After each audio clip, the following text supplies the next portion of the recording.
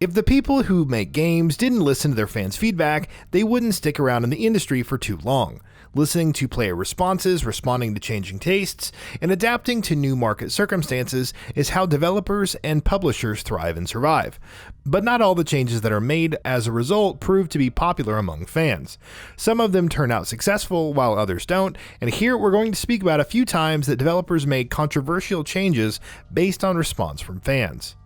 Before we go ahead, please consider subscribing to our channel. We upload new videos every single day and your support really helps us out. With that out of the way, let's start.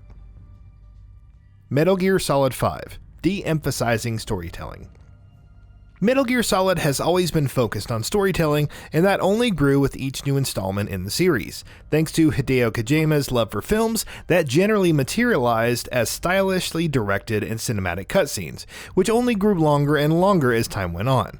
But by Metal Gear Solid 4, these cutscenes had expanded to ridiculous lengths, with some that could stretch on for 30 minutes, if not twice that, and for many, that was a bit much. Large numbers of players hoped that the series would reel it in with the cutscenes going forward, but with Metal Gear Solid 5 The Phantom Pain, it's fair to say that Kojima overcorrected. There's a severe lack of cutscenes in Metal Gear Solid 5, to the extent that many parts of the story that should have had crucial cutscenes were relegated to being missable audio logs. It's on the complete opposite end of the spectrum for Metal Gear Solid 4. Resident Evil 6, going overboard with the action.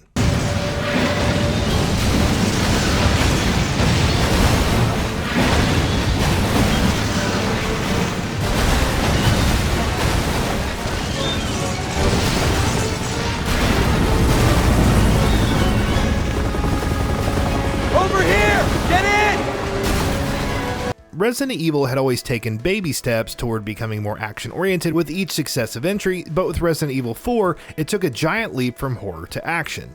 Its horror was more about tension and challenge rather than actual scares, and the game itself was much more action-heavy. It was universally praised and sold huge numbers, so of course, Resident Evil 5 took that further. And though it wasn't nearly as well received as its predecessor, it still got great reviews and sold even better. So what did Capcom do with Resident Evil 6? Why, they took that even further. Except they took things a bit too far. Resident Evil 6 didn't understand that it needed to focus on action and tension equally. Instead, it put all of its eggs in the action basket. Then it stole a bunch of eggs from Uncharted and Call of Duty and shoved them into the action basket as well. The results were far from ideal. Pokemon, increasing linearity with every game since Diamond and Pearl. Pokemon's mainline series suffers from no shortage of issues right now, and a disappointing lack of challenge and extremely linear design are definitely in that list as well. Pokemon Diamond and Pearl were the peak of world and level design in the series. Sinnoh was by no means massive, but it was complex, layered, and excellently designed, with branching and winding paths, optional areas and dungeons, and more. It made exploration a key pillar of the experience. But Pokemon is a franchise that targets first and foremost a younger audience, figuring that sort of complexity wouldn't gel with them. The Pokemon Company and Game Freak decided to streamline the experience.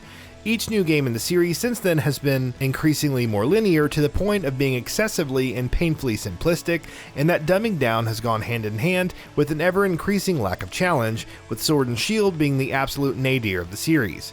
Thankfully, with the upcoming Pokemon Legends Arceus, it does look like the franchise is willing to grow and change, so here's hoping these issues will become a thing of the past not long from now. FIFA, excessive focus on Ultimate Team. The early 2010s saw EA beginning to shift its focus on microtransactions, loot boxes, and other methods of ongoing long-term monetization, and FIFA led the charge. FIFA Ultimate Team quickly became a fan favorite mode, and seeing as it was built on in-game purchases and loot boxes, quickly became a core pillar of the series in EA's eyes. Since then, Ultimate Team only grew in popularity, but often at the cost of other parts of FIFA. Career Mode, for instance, has been in desperate need of reinvention for years. It does get improvements every now and then, but most of these feel tone deaf and don't do much to change the experience on any fundamental level. For millions of FIFA players, Career Mode is a crucial part of the experience, and yet it continues to be ignored and grows more stale each year. Mass Effect Andromeda, Open World.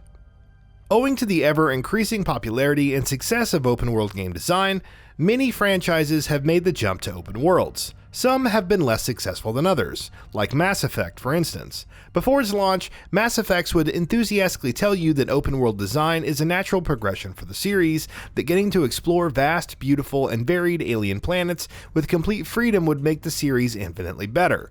And to be fair, that's still true. The problem wasn't in the idea, the problem was in the execution. BioWare did end up making Andromeda an open world game, but they didn't do it nearly as well as they should have. Maps were vast, but uninteresting, bland, and not fun to explore, and what should have been a perfect marriage between Mass Effect and open world game design instead ended up being a deflating match. Final Fantasy XIII, more focus on story. Final Fantasy XII definitely ranks as one of the best games in the series, but it's also one of the more unique ones. The game's got a rich world with oodles of lore, and it's not that it doesn't focus on storytelling, it just focuses on its expansive world a lot more. It's a much broader experience. Of course, there were many at the time of the game's launch who did not like the approach that had been taken, and like we've seen with so many other examples on this list, in response to that feedback, Square Enix overcorrected. In its attempt to put a much greater emphasis on storytelling, it ended up delivering what was, for the most part, an extremely linear game, which just isn't what one usually expects to see in a Final Fantasy game. What's worse, the story that it did tell was also a bit of a confusing mess, to say the least. Monster Hunter World, streamlined and focused on consoles. Unlike pretty much every other controversial change we've spoken about in this list, this is one that actually paid off and turned out to be the best possible decision. Monster Hunter was already a hugely successful franchise before World came along, but Capcom wanted to take it even further and expand its audience to outside of Japan as well, which were mainly where the series' popularity came from. In order to reach more players, to be more technically ambitious, and be more welcoming to newcomers, Monster Hunter not only made the jump back to being a console-exclusive series, it also ended up significantly streamlining the experience.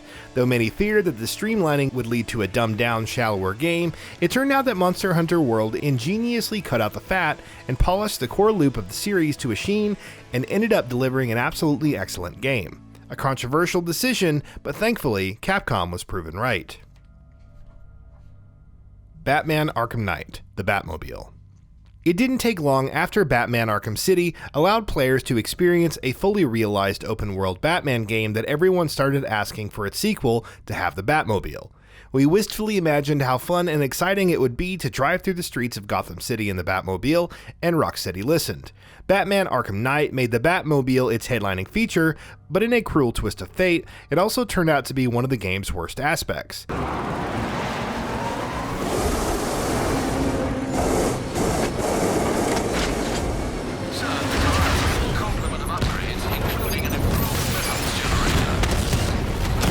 To be fair, the Batmobile itself feels incredible to drive, and it is a lot of fun barreling through the streets of Gotham. But the vehicle is also central to excessive, inane, and unenjoyable tank combat sections and forced driving challenges that do bring down the experience quite a bit. Grand Theft Auto V, no single-player expansions. When GTA V came out, there was little doubt in anyone's mind that the game would be getting at least one major single-player story-driven expansion. And given what Rockstar had managed with the expansions for GTA 4 and Red Dead Redemption, people were incredibly excited about that. But then GTA Online happened. Players became obsessed with the game, pooling dozens or even hundreds of hours into the game's online component, and Rockstar naturally started gravitating towards support for it.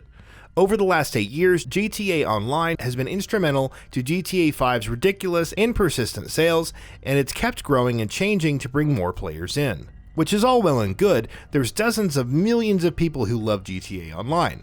But that has also meant there hasn't been a peep of single-player story DLC. All of Rockstar's attention has been dominated by GTA Online. Destiny 2, streamlined endgame. When Destiny 1 launched, a severe lack of content was one of its biggest issues. Bungie addressed that issue with plenty of post-launch support, but it wasn't at least until over a year into the game's life that it started to find its groove. For a good while, the endgame in particular was criticized for how grindy it was, how much of a time investment it demanded from players, and Bungie worked to fix those problems with Destiny 2's ending. Unfortunately, at launch, that went hand in hand with more problems.